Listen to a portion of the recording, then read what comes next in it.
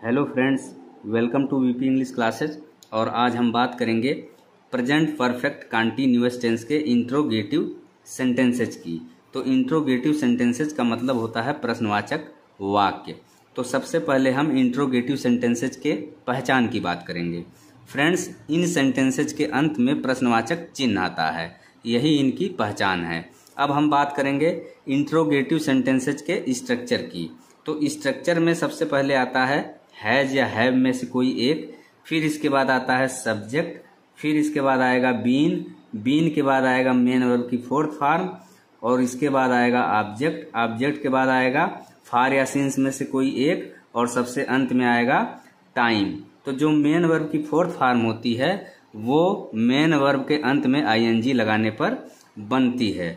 इसके साथ he has का प्रयोग किसके साथ होता है? हैज का प्रयोग होता है सिंगुलर नंबर सब्जेक्ट के साथ, और हैव का प्रयोग किसके साथ होता है? हैव का प्रयोग होता है प्लूरल नंबर सब्जेक्ट के साथ। तो ये हो गया इंट्रोगेटिव सेंटेंस का स्ट्रक्चर। अब हम इंट्रोगेटिव सेंटेंसेस के बनाने के रूल्स की बात करेंगे। तो सबसे पहले rule number 1। Friends, rule number 1 के अनुसार सब्जेक्ट यदि सिंगुलर नंबर हो या फिर ही सी इट में से कोई एक हो तो सब्जेक्ट के साथ हम किसका प्रयोग करेंगे? हैज बीन का प्रयोग करेंगे। रूल नंबर 2 के अनुसार यदि सब्जेक्ट प्लूरल नंबर हो या फिर आई यू वी दे में से कोई एक हो तो सब्जेक्ट के साथ हम किसका प्रयोग करेंगे? हैव बीन का प्रयोग करेंगे। तो ये हो गए 2 रूल्स किसके? इंट्रोगेटिव सेंटेंसेज को बनाने के। अब हम इंट्रोगेटिव सेंटेंसेज के एग्जाम्पल्स की बात करेंगे। तो सबसे पहले एग्जाम्पल नंबर 1, क्या राम इस किताब को 2 घंटे से पढ़ रहा है? तो यहाँ पे सेंटेंस की शुरुआत क्या से हुई है, इसके साथ ही सेंटेंस के लास्ट में प्रश्नवाचक चिन्ह है, तो स्पष्ट है कि ये सेंटेंस हमारा इंट्रोगेटिव सेंटेंस है। तो यहाँ पे सब्जेक्ट क्या है? सब्जेक्ट यहाँ पे राम है। राम कैसा सब्जेक्ट है?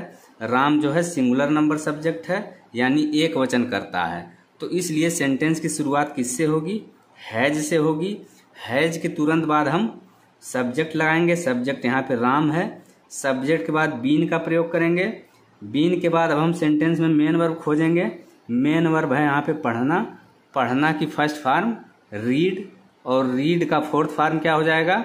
रीड के अंत में हमने आईएनजी लगा दिया, तो ये हो गया रीडिंग, जो कि मेन वर्ब की फोर्थ फॉर्म है। इस तरह से हमारा सेंटेंस हो गया हैज राम बीन रीडिंग। क्या राम पढ़ रहा है? अब प्रश्न उठा राम क्या पढ़ रहा है? तो आंसर मिला इस किताब को, यानी दिस बुक। तो अब फिर प्रश्न उठा राम इस किताब को कब से पढ़ रहा है? तो आंसर मिला 2 घंटे से, यानी फॉर 2 आवर्स। 2 घंटे से के लिए यहाँ पे क्या हो जाएगा? फॉर 2 आवर्स होगा। फॉर यहाँ पे क्यों लगेगा? जब भी सेंटेंस में समय अवधि दी हो या फिर अनिश्चित समय दिया हो तो वहां पे हम किसका प्रयोग करते हैं? फॉर का प्रयोग करते हैं। तो इसलिए यहाँ पे किसका प्रयोग हुआ? फॉर का प्रयोग हुआ, और अंत में लगा प्रश्नवाचक चिन्ह। अब हम बात करेंगे सेकंड एग्जाम्पल की। तो आइए देखते हैं सेकंड एग्जाम्पल क्या है। क्या वह मुझे 5 साल से पढ़ा रही हैं? तो यहाँ पे सब्जेक्ट क्या है? वह है। वह यानी सी यहाँ पे सब्जेक्ट है, क्योंकि सेंटेंस के लास्ट में रही हैं आया है। तो यहाँ पे सब्जेक्ट सी है। सी कैसा सब्जेक्ट है? सी भी यहाँ पे third person singular number subject है। तो इसलिए सेंटेंस की शुरुआत हैज से होगी, फिर सब्जेक्ट क्या लगाएंगे? सी लगाएंगे। सी के बाद बीन का प्रयोग होगा। अब हम मेन वर्ब यहाँ पे खोजेंगे। मेन वर्ब है पढ़ाना। पढ़ाना की इंग्लिश टीच, जो कि फर्स्ट फॉर्म है, और टीच का फोर्थ फॉर्म हो जाएगा टीचिंग। तो इस तरह से हमारा सेंटेंस हो गया हैज सी बीन टीचिंग। क्या वह पढ़ा रही हैं? अब प्रश्न उठा वह किसे पढ़ा रही हैं? तो आंसर मिला मुझे, यानी मी। तो मी यहाँ पे क्या हो गया? ऑब्जेक्ट हो गया। फिर प्रश्न उठा वह मुझे कब से पढ़ा रही हैं? तो आंसर मिला 5 साल से, यानी फॉर 5 ईयर्स। तो यहाँ 5 ईयर्स के पहले फॉर क्यों लगा है? फॉर इसलिए लगा है क्योंकि यहाँ पे 5 साल की अवधि दी गई है, जो कि एक अनिश्चित समय है। और अंत में लगा प्रश्नवाचक चिन्ह। अब हम बात करेंगे एग्जाम्पल नंबर 3 की। क्या मैं जुलाई से दिल्ली में रह रहा हूँ। तो यहाँ पे सब्जेक्ट क्या है, मैं है, यानी आई कैसा सब्जेक्ट है, I first person singular number subject है, लेकिन फिर भी आई के साथ किसका प्रयोग होगा, हैव का प्रयोग होगा। तो सेंटेंस की शुरुआत हैव से, फिर सब्जेक्ट आई, फिर बीन लगेगा, बीन के बाद मेन वर्ब खोजेंगे, मेन वर्ब है यहाँ पे रहना, रहना की इंग्लिश लिव, लिव का फोर्थ फॉर्म हो जाएगा लिविंग। तो इस तरह से हमारा सेंटेंस हो गया हैव आई बीन लिविंग, क्या मैं रह रहा हूँ। अब प्रश्न उठा मैं कहाँ रह रहा हूँ, तो आंसर मिला इन दिल्ली, यानी दिल्ली में रह रहा हूँ। तो दिल्ली यहाँ पे क्या हो गया, ऑब्जेक्ट हो गया। फिर प्रश्न उठा मैं दिल्ली में कब से रह रहा हूँ, तो आंसर मिला जुलाई से, यानी सिंस जुलाई। तो यहाँ पे निश्चित समय की बात की गई है, यानी जुलाई क्या है, महीने का नाम है जो कि एक निश्चित समय है। तो इसलिए जुलाई से पहले यहाँ पे सिंस का प्रयोग होगा। जब भी सेंटेंस में समय, अवधि या अनिश्चित समय दिया गया हो तो वहाँ पे फार का प्रयोग होता है, और जब सेंटेंस में कोई निश्चित समय दिया रहे तो वहाँ पर सिंस का प्रयोग होता है। तो जैसे यहाँ पे जुलाई क्या है, निश्चित समय है, तो जुलाई के जस्ट पहले सिंस का प्रयोग होगा। अब हम बात करेंगे 4th एग्जाम्पल की। तो आइए देखते हैं 4th एग्जाम्पल क्या है। क्या हम मंगलवार से अंग्रेजी सीख रहे हैं।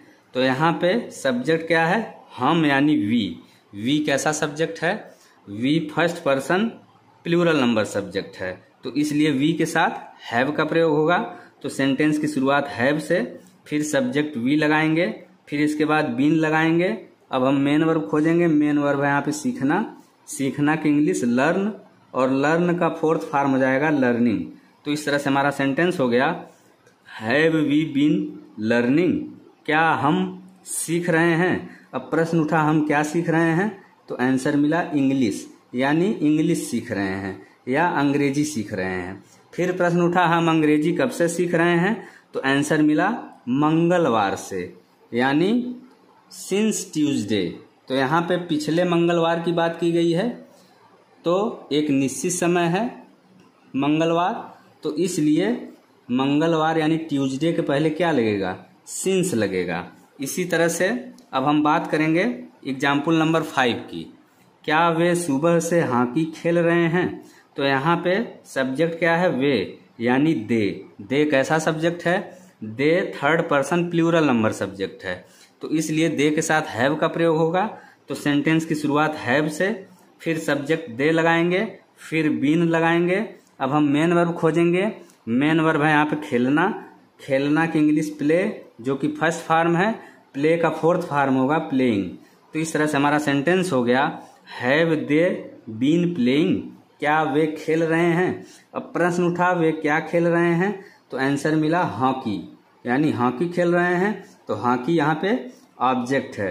फिर प्रश्न उठा वे हॉकी कब से खेल रहे हैं, तो आंसर मिला सुबह से, यानी सिंस मॉर्निंग। सुबह यहाँ पे सुबह का जिक्र किया गया है, यानी मॉर्निंग का जिक्र किया गया है। तो सुबह यानी मॉर्निंग एक निश्चित समय है, तो इसलिए मॉर्निंग से पहले यहाँ पे किसका प्रयोग होगा, सिंस का प्रयोग होगा। तो फ्रेंड्स ये था आज का वीडियो। अगर वीडियो आपको अच्छा लगे तो वीडियो को लाइक करें, शेयर करें, साथ ही चैनल सब्सक्राइब करना न भूलें।